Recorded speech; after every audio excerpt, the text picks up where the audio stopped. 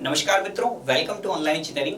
तो SSC JEE का जो हमारा सवालों का सिलसिला था उसको हम लोग यहाँ पर आगे बढ़ा रहे हैं। तो एक एक करते हुए हम लोग यहाँ पर आगे के सवाल देखते हैं, ठीक है। तो अभी जो पहला सवाल है हमारे पास वो दे रखा है आपको, the purpose of concrete compaction is to. देखो कंपैक्शन हम लोग क्यों करते हैं ये आप लोगों से पूछा गया। आप सभी को पता है कि कंपैक्शन आप लोग एयर के वॉइड्स को रिमूव करने के लिए करते हैं, ठीक है। तो आप लोगों का यहाँ पर आंसर क्या हो जाएगा इस पर्टिकुलर क्वेश्चन का कि सर आप लोग यहाँ पर वॉइड्स को हटा रहे हैं। क्या कर रहे हैं? वॉइड्स को हटा रहे हैं। वॉइड्स को हटाने से क्या होगा? जितने भी वॉइड्स को आप लोग यहाँ पर रिमूव करोगे तो आप लोगों की डेंसिटी जो रहेगी ना पर्टिकुलर कंक्रीट की, क्या कर जाएगी? ये आप लोग यहाँ पर बढ़ जाएगी। तो आप लोग यहाँ पर कह सकते हैं कि सर वॉइड्स को या तो कम कर रहे हैं या कह दो आप लोग डेंसिटी को बढ़ा रहे हैं। तो अब यहाँ पर जो वॉइड्स को कम करना नहीं लिखा है, डेंसिटी को बढ़ाना लिखा हुआ है ऑप्शन में, तो आप लोग यहाँ पर ए ऑप्शन यहाँ पर टिक कर देंगे, ठीक है। तो पहले सवाल का आंसर हो जाएगा ए। अगला देखो, अगला है the test strength of the sample is taken as the average of strength of. तो देखो आप लोग जो जनरल टेस्ट के सैंपल लेते हैं ना, तो कम से कम आप लोग जो टेस्ट के सैंपल लेते हैं वो लेते हैं ऑन एन एवरेज 3 सैंपल्स लेते हैं। आप लोग कितने लेते हैं? 3 सैंपल्स लेते हैं। ये आप लोग यहाँ पर या तो याद करके रखेंगे। ये कहाँ लिखा हुआ है? तो देखो आज जब आप लोग पढ़ेंगे IS 516 को, IS 516-1959 को, तो उसके अंदर ना ये लिखा हुआ है कि कम से कम ना आपको कितने स्पेसिमेन लेने हैं? 3 स्पेसिमेन तो लेने ही लेने हैं ना। तो 3 स्पेसिमेंस लेते हैं आप लोग और उनका आप लोग यहाँ पर क्या करते हैं, उनका जो एवरेज निकालते हैं आप लोग स्ट्रेंथ, वही एवरेज स्ट्रेंथ को आप लोग यहाँ पर मान के चलते हैं, है ना। तो जो टेस्ट के लिए जो आप लोगों ने ऐसा नहीं कि एक क्यूब बनाया, एक क्यूब की स्ट्रेंथ टेस्ट कर लिया आप लोगों ने, ऐसा नहीं होता। आप लोग जो एवरेज स्ट्रेंथ निकालते हैं उसके लिए कम से कम कितने आप लोग देखते हैं, कम से कम आप लोग यहाँ पर 3 क्यूब्स को तो आप लोग यहाँ पर लेके चलेंगे है ना। फिर उनकी एवरेज स्ट्रेंथ आप लोग निकालेंगे। ये कौन सा स्टैंडर्ड कोड बता रहा है आप लोगों को? IS 516 बता रहा है, ठीक है। तो यहाँ पर करेक्ट आंसर क्या हो जाएगा आपका? 3 आ जाएगा। कि जब आप लोग यहाँ पर टेस्ट स्ट्रेंथ निकालते हैं तो कितने सैंपल्स को लेके निकालते हैं? आप लोग 3 सैंपल्स को तो लेके निकालते हैं ना। चलो आगे देखो अगला सवाल। अगला सवाल है कि सर जो स्टैटिक मॉड्यूलस ऑफ इलास्टिसिटी है कंक्रीट का शॉर्ट टर्म लोडिंग कंडीशन के लिए आप लोग यहाँ पर इसको क्या कहेंगे? देखो जो हमारे पास यहाँ पर मॉड्यूलस ऑफ इलास्टिसिटी है EC, इसकी जो वैल्यू रहती है, देखो ये रहती है आपकी यहाँ पर 5000 √FC के। देखो जो नया कोड है ना, जब देखो IS 456 से मिलेगा ये आपको, है ना। IS 456 से मिलेगा। IS 456 से पहले ये वैल्यू कुछ और हुआ करती थी, पहले 5700 देखने को मिलेगा ये ना। जब आप लोग यहाँ पर पुराना कोड देखोगे तो वहां पर यहाँ पर 5700 देखने को मिलता था, है ना। लेकिन इसको हमने यहाँ पर क्या किया, वापस से आप लोगों ने यहाँ पर चेक किया, चेक करके सही किया। तो सही करने के बाद आपको जो वैल्यू मिलेगी EC की, या फिर मैं कह दूं इसको कह देता हूँ स्टैटिक मॉड्यूलस ऑफ इलास्टिसिटी। तो मॉड्यूलस ऑफ इलास्टिसिटी किसी कंक्रीट का आप लोग कैसे लेते हैं? ये FC के यहाँ पर आपकी कैरेक्टरिस्टिक स्ट्रेंथ है। FC के आपकी क्या है? FC के यहाँ पर कैरेक्टरिस्टिक स्ट्रेंथ है ना, स्ट्रेंथ है, ठीक है। FCK की वैल्यू क्या रहती है? जैसे मान लो फॉर एग्जांपल M20 ग्रेड का आपने यहाँ पर कंक्रीट यूज किया है ना, तो इसके लिए जो FCK की वैल्यू रहेगी वो FCK की वैल्यू निकल के आती है 20 मेगापास्कल। कितनी निकल के आती है? 20 मेगापास्कल। सेम तरह से अगर यदि आप लोग M25 ग्रेड का कंक्रीट यूज कर रहे हो तो FCK की वैल्यू कितनी निकल आएगी आप लोग की? 25 मेगापास्कल निकल के आएगी ना। ये बात आपको याद होनी चाहिए। इसको आप लोग कैरेक्टरिस्टिक स्ट्रेंथ कहते हैं, है ना। कैरेक्टरिस्टिक स्ट्रेंथ ऑफ दी आप लोग यहाँ पर कंक्रीट बोल देंगे उसको। और यहाँ पर ये आप लोगों का काम आता है कितनी मॉड्यूलस ऑफ इलास्टिसिटी है इसका पता लगाने में, ठीक है। तो मॉड्यूलस ऑफ इलास्टिसिटी आप लोग 5000 √FCK से आप लोग यहाँ पर निकाल पाएंगे। अगला देखते हैं, मिनिमम ग्रेड ऑफ कंक्रीट आप लोग कितना यूज करेंगे? मॉडरेट अगर एनवायरमेंटल एक्सपोजर कंडीशन है तो, ठीक है। अब देखो IS 456 में टेबल नंबर 5 एक दे रखी है, टेबल नंबर 5 दे रखी है आप लोगों को। वो टेबल आपको याद करनी होती है। देखो इसमें ना आपको बता रखा है कि आपकी कंडीशन कैसी कैसी रहेगी। देखो कंडीशन आपकी कैसी कैसी हो सकती है, तो मैं कह देता हूँ ये है आपकी environmental conditions, mild, moderate, severe, very severe और लास्ट में आती है एक्सट्रीम।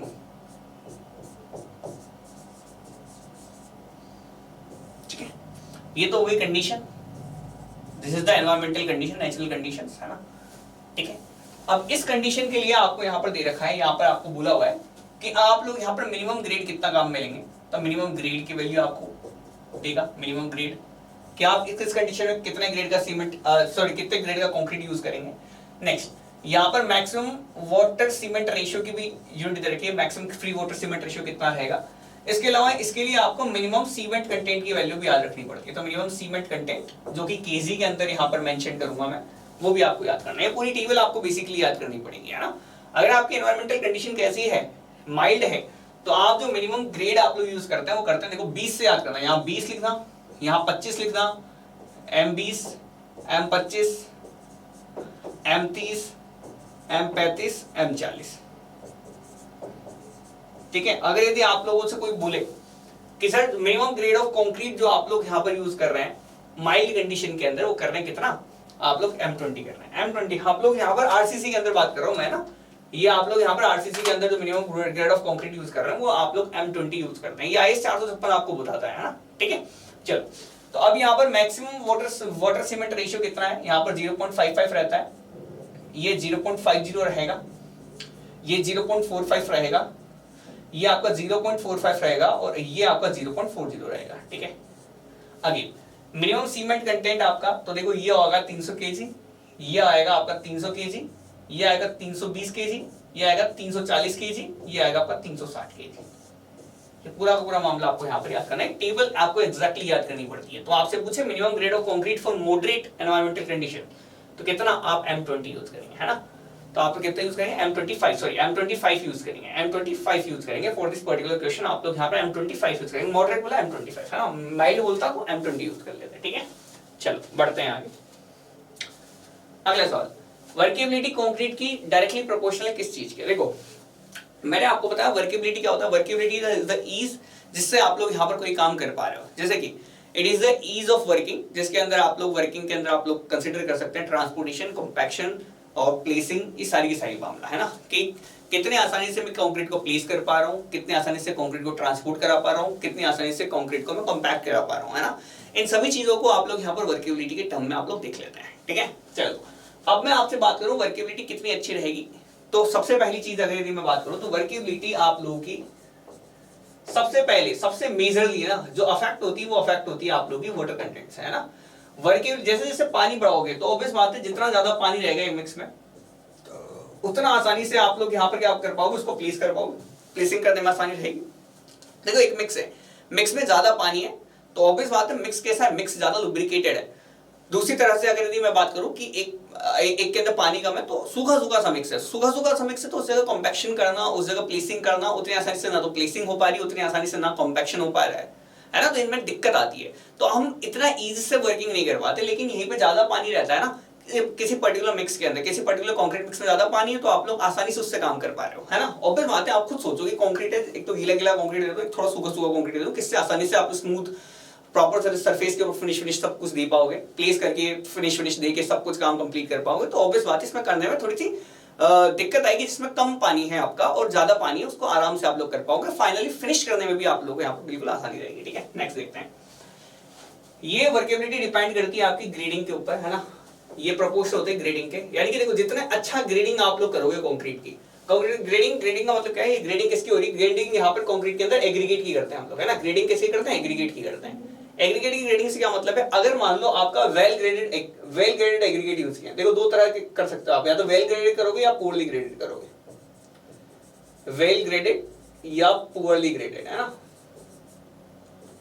देखो अब इसका क्या मतलब है, इसका मतलब है जितना वेल ग्रेडेड एग्रीगेट मैं यहाँ पर यूज करूंगा, जैसे वेल ग्रेडेड का मतलब है ऐसा ग्रेड या फिर इस तरह से आप लोग यहाँ पर एग्रीगेट्स उठा रहे हैं जिसके अंदर सभी पार्टिकल के साइजेस हैं। जैसे कि मान लो अगर यदि यहाँ पर वेल ग्रेडेड एग्रीगेट उसको बोलता हूँ जिसके अंदर सभी ग्रेड के पार्टिकल साइज मौजूद रहता है, यानी कि बड़ा एग्रीगेट भी छोटा एग्रीगेट भी, है ना।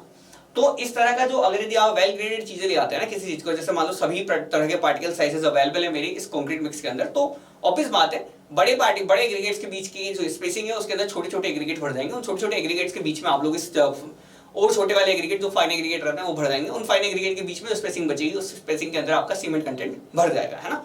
तो इस तरह से पूरी डेंस पैकेजिंग हो जाएगी। तो जहां पे आपको अगर बात करूं प्रॉपर तरीके से एक वॉइड के अंदर दूसरा भर जा रहा है तो नंबर ऑफ वॉइड्स कम निकल के आएंगे, नंबर ऑफ वॉइड वॉल्यूम कम निकल के आएगा। तो कंपैरेटिवली अगर यदि यहाँ पर मैं बात करूं तो ये है ना डेंस स्ट्रक्चर बना देते हैं आपको। तो वेल ग्रेडेड एग्रीगेट आप लोग यहाँ पर पहली बात तो डेंसिटी अच्छी देते हैं, दूसरी बात आप लोग यहाँ पर पूरी तरह से प्रॉपर तरीके से पैकेज्ड कर देते हैं वो लोग, है ना। तो ये वेल ग्रेडेड एग्रीगेट जो है ये आप लोग को ज्यादा वर्केबिलिटी देते हैं, क्योंकि देखो एक बात है इतने सारा, एक बार कह दूं कि सर देखो अच्छे तरीके से ग्रेडिंग नहीं है तो सारे के सारे पार्टिकल क्या है बहुत ज्यादा वॉइड्स हैं, तो सीधी सी बात है इतना सारा कंक्रीट मेरे को लगाना पड़ रहा है।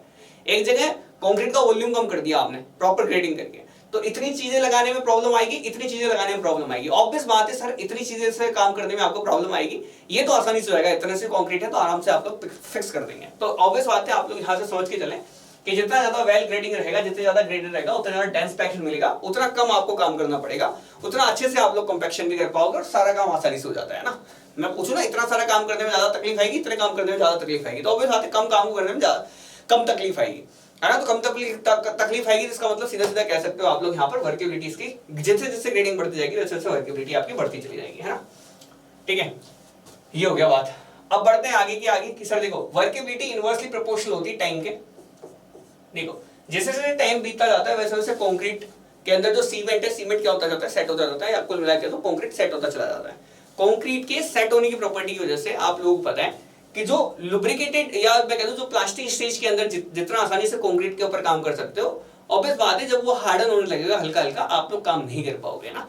तो टाइम के ऊपर डिपेंड करता है, जैसे जैसे टाइम बीतता चला जाएगा कंक्रीट मेरा हार्ड होता चला जाएगा, है ना। तो इसलिए इनवर्सली प्रोपोर्शनल होता है वर्केबिलिटी टाइम के। वर्केबिलिटी ना आप लोगों की यहाँ पर अगर मैं बात करूं तो देखो ये आप लोगों का, अगर मैं आपसे देखो वैसे तो वाटर सीमेंट रेशियो का भी आप लोगों का एक रोल है अलग तरीके से, है ना, याद रखना। वाटर सीमेंट रेशियो, जब मैं वाटर सीमेंट रेशियो लिखता हूं तो वाटर सीमेंट रेशियो के वर्केबिलिटी प्रोपोर्शनल लिख तो सकता हूं, है ना, लिख तो सकता हूं। देखो लिख तो मैं लेता हूं वाटर सीमेंट रेशियो के प्रोपोर्शनल, है ना, लेकिन आप एक्चुअली में बात समझना, जब मैं यहाँ पर स्ट्रेंथ की बात करता हूं ना, स्ट्रेंथ की बात करता हूं तो देखो क्या होता है, वाटर सीमेंट रेशियो के वर्केबिलिटी प्रोपोर्शनल है, लेकिन कब तक प्रोपोर्शनल है ये भी आपको याद रखना है। इसके लिए स्ट्रेंथ को भी आप लोगों को ध्यान रखना है। देखो कंक्रीट की स्ट्रेंथ, सीमेंट आपकी स्ट्रेंथ गेन करता है अपनी हाइड्रेशन से। देखो मैं पहली बात बताता हूं, इसको प्रोपोर्शनल लिख दिया मैंने वाटर सीमेंट रेशियो के, कोई दिक्कत नहीं है, सही लिखा है, कोई दिक्कत वाली बात नहीं, सही लिखा है ना।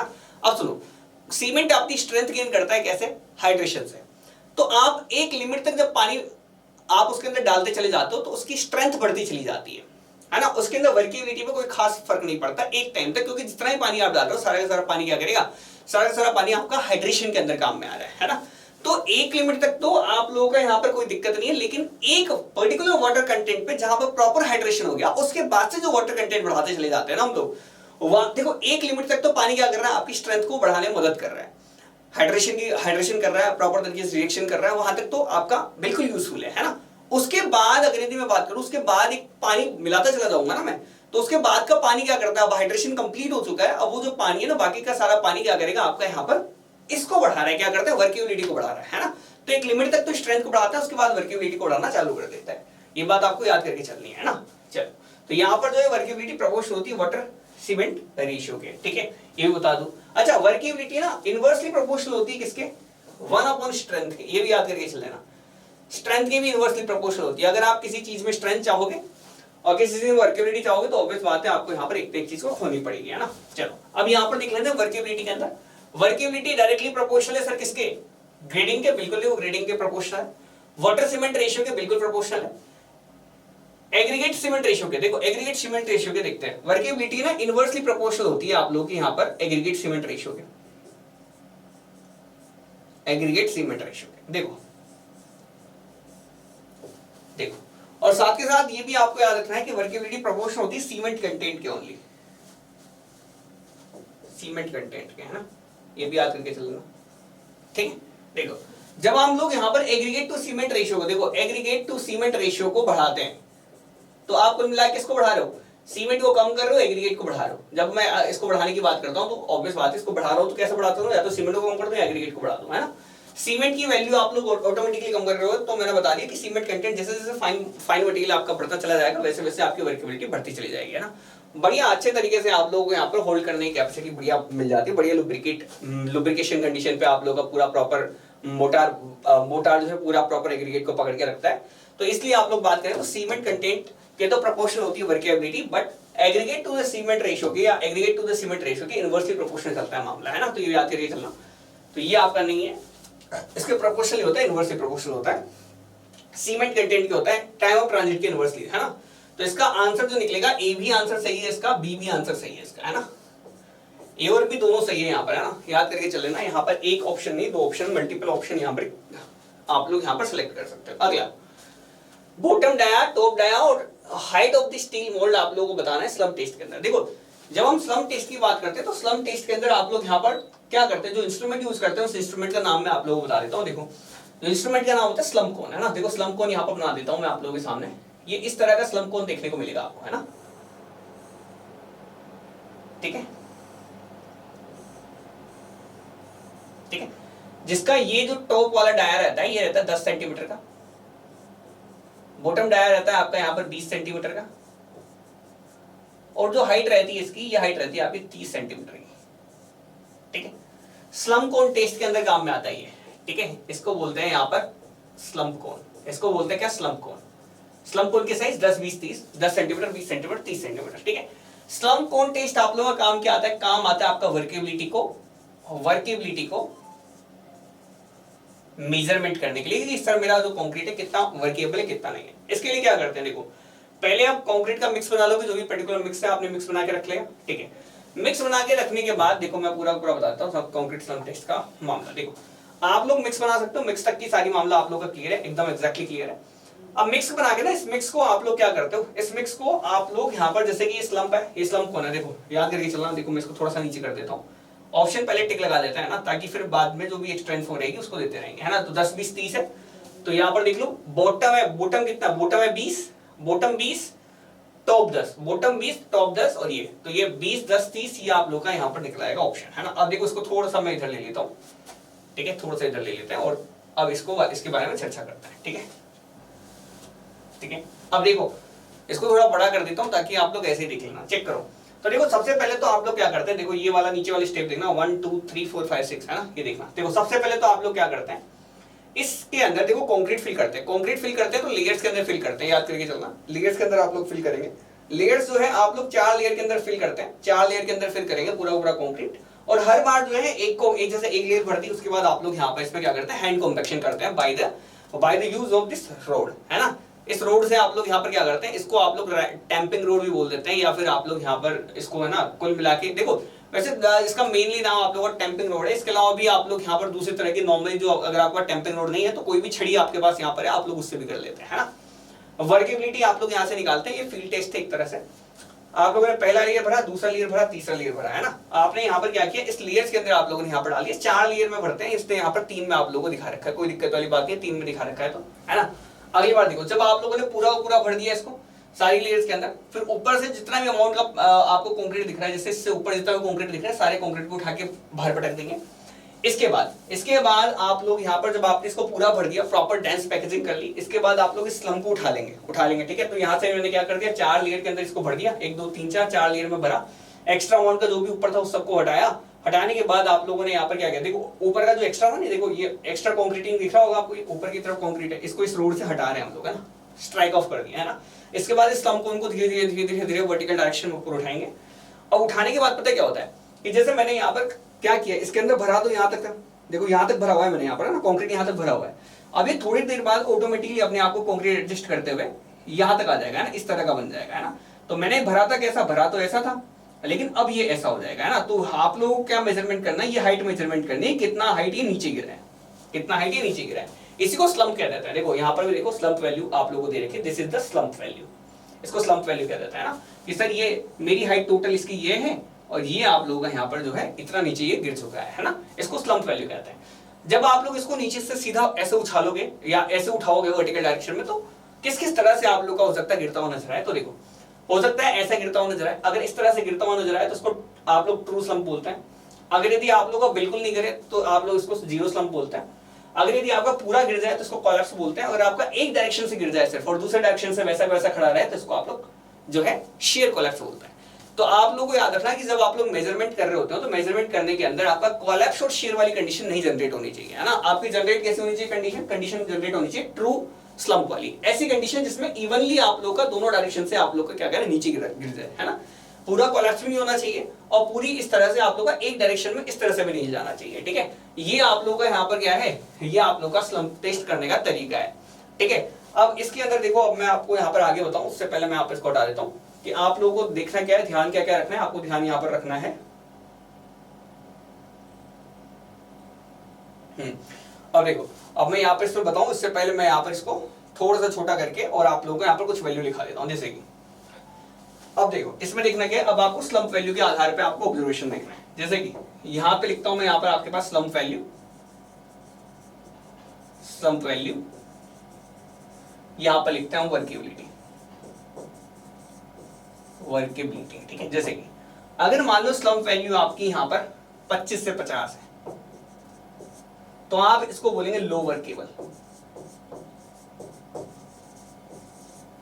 अगर आपकी वैल्यू 50 से 100 है, तो आप इसको बोलेंगे मीडियम वर्केबल, कंक्रीट को, है ना, मीडियम वर्केबल कंक्रीट, है ना। अगर आपकी वैल्यू 100 से लेके 150 या 175 है, देखो, तो ये आपके पास यहां पर कहलाएगा क्या, हाई वर्केबल, ठीक है। तीनों वैल्यू याद करके चलना आप लोग, है ना। तीन तरह से वर्केबिलिटी आप यहाँ पर स्लम्प वैल्यू से निकालते हैं। स्लम्प वैल्यू 25 से 50, 50 से 100 या 100 से 175 दे देता है ऑप्शन में, या 100 से 150 दे देता है कभी कभी ऑप्शन में, है ना। तो इसको आप लोग यहाँ पर क्या कहेंगे, लो, मीडियम और हाई वर्केबल कहेंगे। वेरी लो वर्केबिलिटी के लिए स्लम्प कोड टेस्ट आप लोग का यहाँ पर नहीं करते हैं, है ना। या तो वेरी हाई वर्केबिलिटी के भी नहीं करते, वेरी लो वर्केबिलिटी के लिए भी आप लोग स्लम्प टेस्ट नहीं करते हैं, है ना, ठीक है। तो फिलहाल आप लोगों को याद रखना है कि सिर्फ लो, मीडियम, हाई के लिए करेंगे, वेरी हाई के लिए नहीं करेंगे, वेरी लो के लिए नहीं करेंगे, है ना। चलो आगे, अगला, addition of CaCl2 in concrete क्या करते हैं बताओ जरा।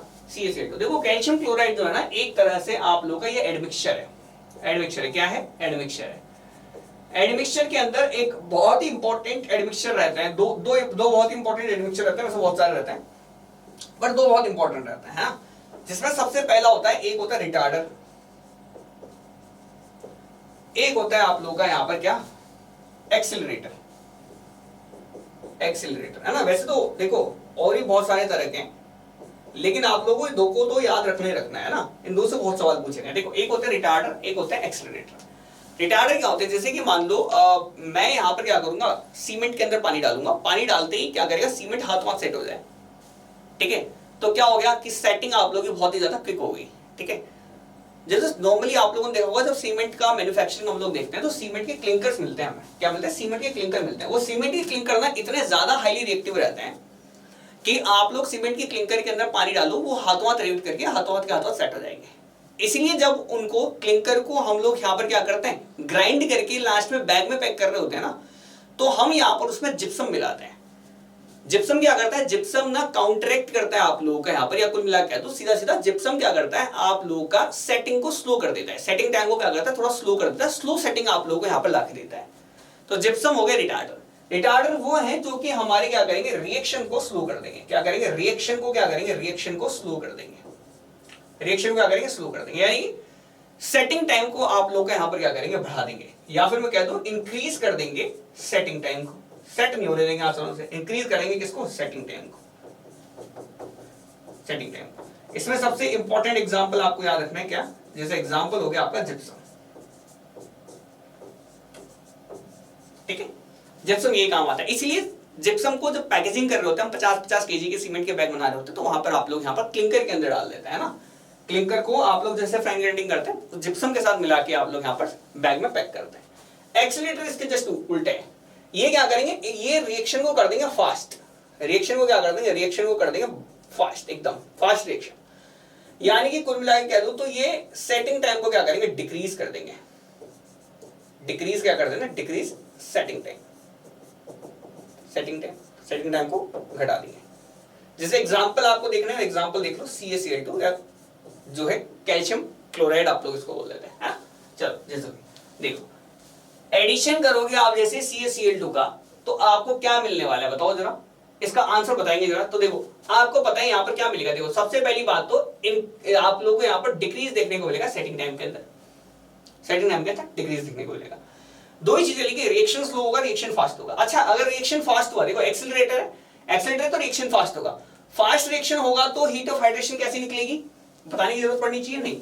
रिएक्शन अगर फास्ट हुई तो हीट ऑफ हाइड्रेशन कैसे निकलेगी, heat of hydration excessive amount में आपको देखने को मिलेगी, हीट ऑफ हाइड्रेशन बहुत ज्यादा तेज देखने को मिलेगी।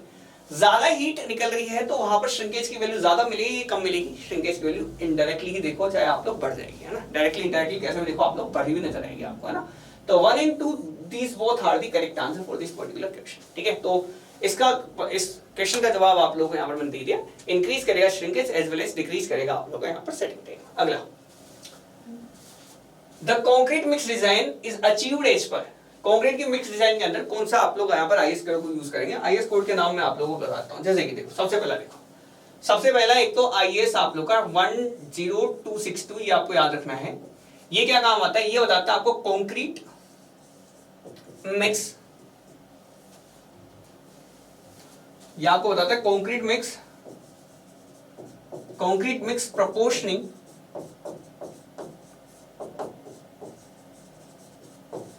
गाइडलाइंस।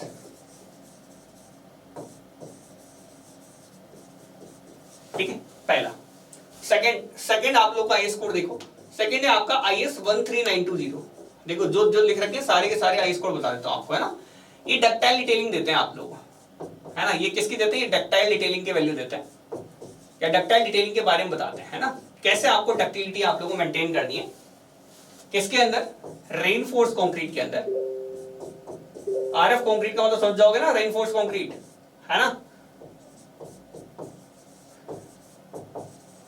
अच्छा कब देते हैं बताओ जरा, क्यों देनी पड़ रही है, क्योंकि वहां पर आप लोग का यहाँ पर क्या है, वहां पर आप लोगों को सब्जेक्टेड टू सीस्मिक कंडीशन दिख रही है। आपको क्या दिख रही है, सब्जेक्टेड टू सीस्मिक फोर्सेस आपको दिख रही है। यानी कि आप लोगों को समझना है क्या, कि जब भी आपको लगे अर्थक्वेक आने वाला है, तो अर्थक्वेक से बचने के लिए आप लोग क्या करेंगे, यहाँ पर डक्टिलिटी की वैल्यू बढ़ाते हैं, यानी कंक्रीट के अंदर डक्टाइल मटेरियल बढ़ाते हैं, उसके लिए डक्टाइल डिटेलिंग आपको करनी पड़ती है।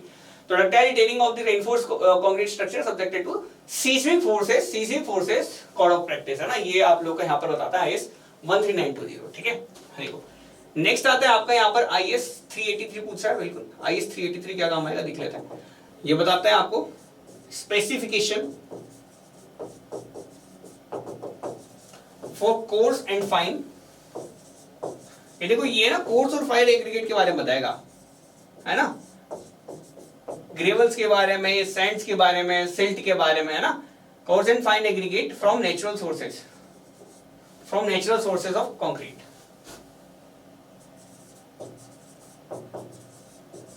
Natural sources for concrete. ठीक है, लास्ट वाला तो आप सबको पता है। लास्ट वाला क्या बताता है, लास्ट वाला जो IS 456 है, ये प्लेन एंड रेनफोर्स कंक्रीट का कोड है, प्लेन एंड रेनफोर्स कंक्रीट का कोड है ना। ठीक है, प्लेन एंड रेनफोर्स कंक्रीट के लिए आप लोग को जो वैल्यू देता है वो आप लोग का IS 456 देता है। ठीक है, तो चारों के चारों कोड बता दिया। अब आपको बताओ कंक्रीट में किसी जाएगा कौन सा कोड है, तो ऑब्वियस होता है IS 10262 आप लोग का करेक्ट आंसर निकलेगा इस पर्टिकुलर सवाल के अंदर, है ना। तो ए ऑप्शन आप लोगों का करेक्ट निकलेगा। अगला देखो, as per IS 456 organic water content जो है फॉर मेकिंग कंक्रीट, ये आपका कितना होना चाहिए, आपका ऑर्गेनिक कंटेंट है ना वाटर का, ये बता रहा है आपको। देखो IS 456 ने यहाँ पर कुछ वैल्यूज दे रखी है आपको, ये भी आपको वैल्यूज याद रखनी पड़ेगी। देखो जैसे कि इसने बोला हुआ है परमिसिबल लिमिट्स जो है ना, परमिसिबल लिमिट्स जो है ना, परमिसिबल लिमिट्स, ये आप लोग यहाँ पर याद कर लो। जैसे कि सबसे पहली लिमिट यहाँ पर याद करिए। चलो मैं आपको सारी वैल्यू बता देता हूँ। वैसे तो देखो पहला तो है आपकी ऑर्गेनिक मैटर। ऑर्गेनिक मैटर जो है ये किसके लिए परमिसिबल लिमिट्स है, फॉर सॉलिड्स। तो आपको देखना है ऑर्गेनिक मैटर किससे ज्यादा नहीं होना चाहिए, आपको 200 mg पर लीटर से 200 ppm से ज्यादा नहीं होना चाहिए। ठीक है, इनऑर्गेनिक सॉलिड की वैल्यू,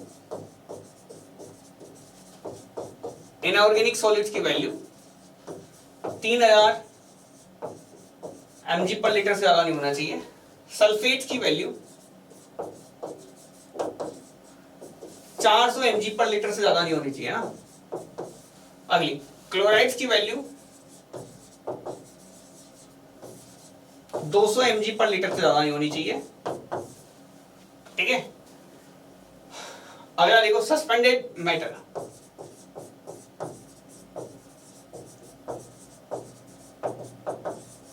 ये आपके पास कितना 2000 mg पर लीटर से ज्यादा नहीं होना चाहिए। देखो ये वैल्यूज भी याद कर लेना आप लोग, है ना।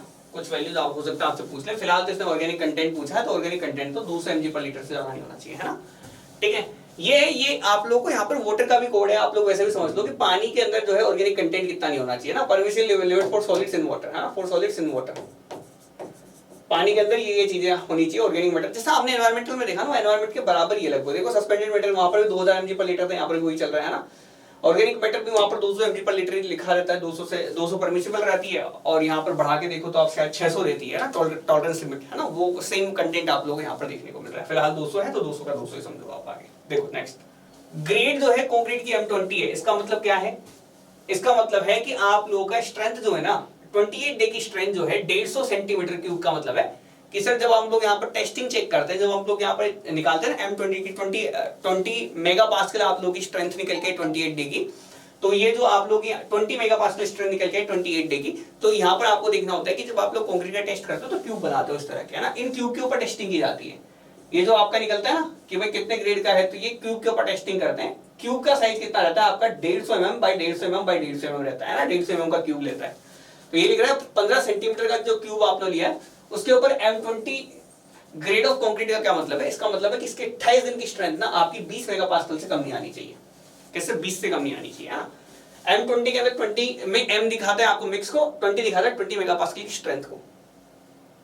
अगला, minimum admissible water cement ratio for mild environmental exposure आपको बताना। देखो ये मैंने ना अभी आपको बताया, आपको बोला माइल्ड के लिए ना, माइल्ड कंडीशन के लिए। देखो माइल्ड कंडीशन के लिए देखो बताओ जरा, माइल्ड कंडीशन के लिए कितना है मैक्सिमम वाटर सीमेंट रेशियो? ये आपको दे रखा 0.55 है ना, ये आप लोगों से पूछा हुआ है।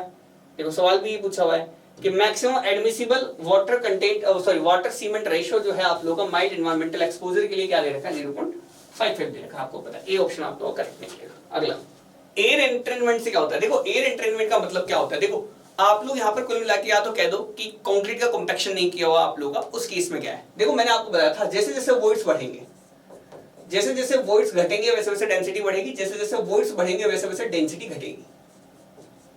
डेंसिटी ऑफ ए स्ट्रक्चर आप लोग घटेगी। कम डेंस स्ट्रक्चर है तो स्ट्रेंथ के बारे में आप लोग कह सकते हैं कि स्ट्रेंथ के अंदर आपको ऑब्वियस बात है अगर वोल्ट ज्यादा है तो स्ट्रेंथ कम देखने को मिलता है। मैंने बताया भी था आप लोगों को, अगेन याद दिला देता हूं कि अगर मान लो 1% आप लोग का वोल्ट रह जाता है, जैसे वोल्ट जो है 1% रह गए, है ना, तो आप लोगों का जो स्ट्रेंथ रिडक्शन है ना, स्ट्रेंथ के अंदर कमी, स्ट्रेंथ के अंदर तो कमी है, वो कमी कितनी दिखेगी आपको? वो कमी आप लोगों को यहाँ पर 5% देखने को मिलती है। अगर यदि आपके कंक्रीट के अंदर 5% वॉइड आ गए तो 30% तक आपको स्ट्रेंथ के अंदर कमी दिखेगी कंक्रीट की। अगर यदि यहाँ पर मैं कह दूं 10% वॉइड आ गए तो 50% तक आपको लेस स्ट्रेंथ देखने को मिल सकती है दो कंक्रीट के अंदर, है ना। तो वॉइड्स जैसे जैसे एयर एंट्रेनमेंट आप लोग कराओगे वैसे वैसे आप लोग का यहाँ पर क्या करेगी? स्ट्रेंथ आपकी घट जाती है, ठीक है, पहली चीज। सेकंड बात, वर्केबिलिटी की बात करें तो वर्केबिलिटी, अब देखो स्ट्रेंथ घटती है तो आप लोग या तो यहाँ से लगा दे कि स्ट्रेंथ घटेगी मतलब वर्केबिलिटी बढ़ेगी। और वैसे देखो तो देखो एक बात है कि अगर यदि मैं कंक्रीट के अंदर एयर छोड़ दूंगा तो एयर के बबल क्या करेंगे? प्रॉपर तरीके से काम करने के लिए यहाँ पर आपको स्मूथ सरफेस प्रोवाइड करा देता है ना, स्मूथिंग कर देंगे पूरी की पूरी उसको, तो वहां से आप वर्केबिलिटी को बढ़ता हुआ मान सकते हैं, है ना। तो यहाँ पर आपकी वर्केबिलिटी जो है एयर एंट्रेनमेंट से बढ़ जाती है। ये जो एयर एंट्रेनमेंट है ना, ये आपका फायदा कहाँ करता है बताता हूँ, है ना, कि जो एयर एंट्रेनमेंट किया है आप लोगों ने, जो आपने एयर एंट्रेनमेंट किया है, ये आपको काम करता है कहां पर? जहां पर फ्रीजिंग थ्रोइंग की कंडीशन आ जाए, है ना।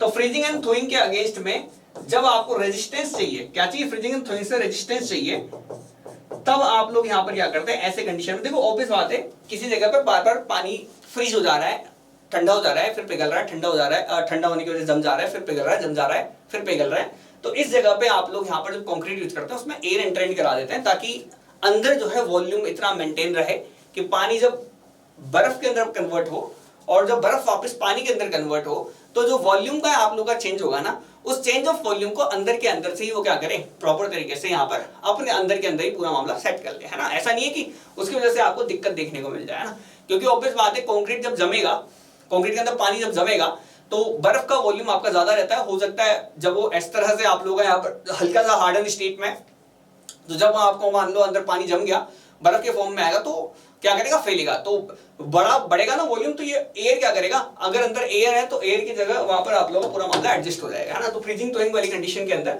यानी जब कोल्ड प्लेसेस रहते हैं जहां पर कूलर रीजन रहेंगे, वहां पर उस जगह पर कोई कंक्रीट काम में ले रहे हो तो वहां पर आप एयर एंट्रेनिंग कंक्रीट को आप लोग जनरली काम में लेते हैं, है ना। तो वर्केबिलिटी का इंप्रूवमेंट आपको देखने को मिलेगा जनरली, ठीक है। ठीक है, तो इसका आंसर हमने यहाँ पर लगा दिया है। अच्छा देखो एक और है, इसको भी देख लो। ये देखो आइडेंटिफाई करना है आपको रॉन्ग स्टेटमेंट, इसको भी देख लेंगे हम लोग। रॉन्ग स्टेटमेंट को आइडेंटिफाई करना है। पहला, बल्किंग ऑफ सैंड जो है 40% तो 40%। देखो बल्किंग ऑफ सैंड का मतलब मैंने बताया था कि सैंड के अंदर आप थोड़ा बहुत पानी डालोगे, सैंड के अंदर थोड़ा बहुत पानी डालोगे तो पानी क्या करेगा? अपना आसपास में लेयर बना लेता है। क्या करता है? लेयर बना लेता है ना, ठीक है। तो आपको यहाँ पर क्या देखने को मिलेगा कि आपको यहाँ पर वाटर, यहाँ पर वाटर है, यहाँ पर वाटर कंटेंट है, और यहाँ पर जो है आपको बल्किंग है, ठीक है। तो आपको यहाँ पर जनरली ये देखने को मिलेगा कि 4 से लेके 6% के बीच में, या 5% मान लो इसको, है ना, जनरली 4 से 5% मान लो, 4 से 5% के आसपास, वैसे 6 तो मैंने ज्यादा लिख दिया। जनरली हम लोग यहाँ पे इसकी वैल्यू 5% ले लेते हैं ना, कि जब 5% तक पानी बढ़ा तो आपका बल्किंग जो है आप लोग 30 से 40% तक हो सकती है। इतनी बल्किंग आपको देखने को मिल सकती है, यानी कि सीमेंट, यानी कि जो सैंड है ना, सैंड अपने वॉल्यूम से 30% 40% ज्यादा नजर आएगी, जैसे आप लोगों ने यहाँ पर 5% तक पानी डालने से सीमेंट जो सैंड के आसपास जो है वो आपकी थिन फिल्म बन जाती है वाटर की। एक वाटर की फिल्म दूसरे वाटर की फिल्म को रिपेल कर देती है। तो इस तरह से आप लोगों का पूरा वॉल्यूम आपको बढ़ा हुआ नजर आता है, जैसा कि मैं आपको ये ऑलरेडी डिस्कस कर चुके हैं हम लोग, है ना, प्रीवियस सेशन के अंदर, इसलिए मैं यहाँ पर उतना डिटेलिंग में नहीं बता रहा। तो आपको पता है बल्किंग ऑफ सैंड आप लोगों का 40% तक जा सकता है, बिल्कुल जा सकता है। बल्किंग ऑफ सैंड आप लोगों का 4 से 6 या 4.6 आप लोगों को देखा मॉइस्चर कंटेंट होता है, बिल्कुल सही है। बल्किंग ऑफ सैंड जो कंसीडर किया जाता है in weigh batching, bulking of sand अगर करता है free moisture film formation over sand के, बिल्कुल बोला अभी आपको, सैंड के ऊपर क्या करता है, थिन फिल्म बना लेता है। ये आपका गलत है। देखो कैसे बल्किंग ऑफ सैंड के अंदर मैंने बोला वॉल्यूम के अंदर चेंज होता है ना, पानी आपने कम ही डाला है लेकिन उस कम पानी की वजह से वॉल्यूम आपको कितना ज्यादा मिल रहा है, 30 से 40% तक ज्यादा वॉल्यूम आपको नजर आ सकता है। यानी कि जनरली अगर यदि मान लो 1 मीटर क्यूब का अगर यदि मान लो सैंड था, 1 मीटर क्यूब की सैंड है, उसके अंदर आपने क्या कर दिया, 5% पानी डाल दिया, तो आपको अब वो जो वॉल्यूम दिखेगा वो वॉल्यूम आपको 1.3 या 1.4 मीटर क्यूब दिखेगा, ठीक है।